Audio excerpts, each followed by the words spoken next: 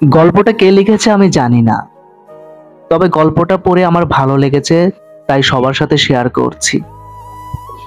নারীর সব থেকে বেশি ভালোবাসা যে পুরুষ পেয়েছে, নারীর সবচেয়ে বেশি রাগ, অভিমান, ঝগড়া, খুনসুটিও সে দেখতে পেরেছে। নারীরা একটু এমনই হয়, নারী যাকে সবচেয়ে বেশি ভালোবাসে তার উপরই সবচেয়ে বেশি অধিকার দেখায়, রাগ করে, ঝগড়া করে, অভিমান করে। নারী সরলতার প্রতিমা হয়, আবার রাগেরও উপমা হয়। সবকিছুই নির্ভর করে আপনার উপর, আপনি তাকে কিভাবে ট্রিট করেছেন সেটার উপর। স্বাভাবিকভাবে পুরুষের তুলনায় নারীদের একটু বেশি মুড সুইং হয়, তাই নারীদেরকে বুঝতে পারা একটু কঠিন হয়।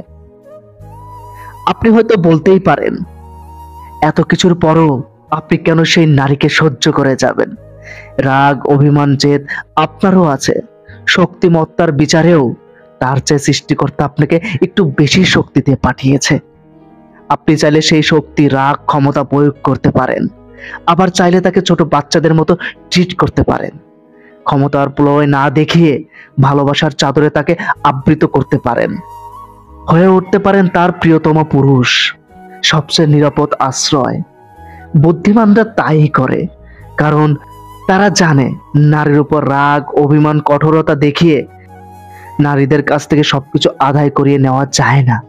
তবে ভালোবাসা দিয়ে নারীর কাছ থেকে পুরো পৃথিবী আদায় করিয়ে নেওয়া যায়।